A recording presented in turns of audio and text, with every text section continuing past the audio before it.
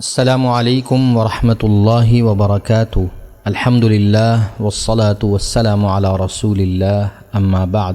واجب الاحترام سامعین و سامعات، دارالتحقیق فیصل آباد اور مجلس تحفظ سنت پاکستان کے زیر اہتمام الاربعین فی الفتن یعنی 40 احادیث کے مجموعہ میں سے 25ویں حدیث پیش خدمت ہے، جس کا عنوان ہے حضرت عیسیٰ علیہ السلام کے دور میں آپس کی دشمنی نہ ہوگی۔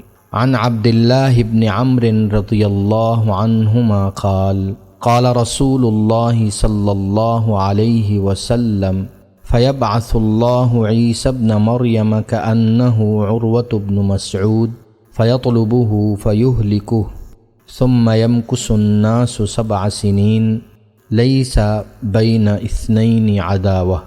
حضرت عبداللہ ابن عمر رضی اللہ عنہ سے روایت ہے کہ رسول اللہ صلی اللہ علیہ وسلم نے ارشاد فرمایا، اللہ تعالیٰ عیسیٰ ابن مریم علیہ السلام کو بھیجے گا، وہ عروہ ابن مسعود رضی اللہ عنہ کے مشابہ ہوں گے، تو وہ دجال کو تلاش کر کے قتل کر دیں گے، پھر لوگ 7 سال اس طرح گزاریں گے کہ ان کے درمیان دشمنی نہ ہوگی۔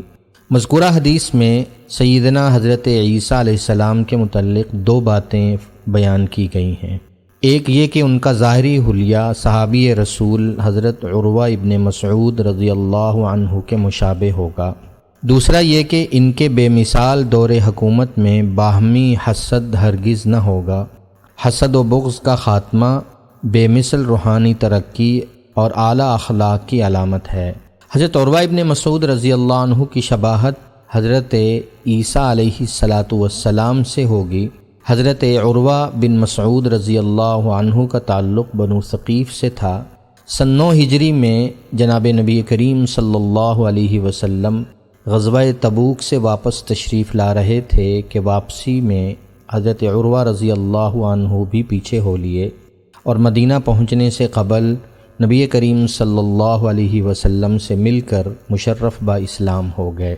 قبول اسلام کے بعد حضرت عروہ رضی اللہ تعالی عنہ نے اپنی قوم کو بھی اسلام قبول کرنے کی دعوت دی۔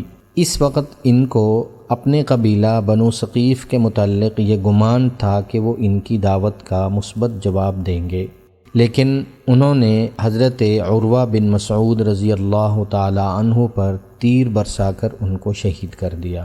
رسول اللہ صلی اللہ علیہ وسلم نے ان کی شہادت کی خبر سنی تو فرمایا، عروہ کی مثال عیسیٰ علیہ السلام جیسی ہے، جنہوں نے اپنی قوم کو اللہ کی طرف بلایا اور اس نے ان کو شہید کر دیا۔ اس اسوہ عیسوی کو پورا کرنے والا صورت میں بھی مثل مسیح تھا۔ یہ حضرت عروہ بن مسعود رضی اللہ عنہ کے لیے بہت بڑا اعزاز ہے۔ اللہ جل شانہ ہم سب کو تمام فتنوں سے محفوظ فرمائے اور غلبہ اسلام کے لیے قبول فرمائے، آمین یا رب العالمین۔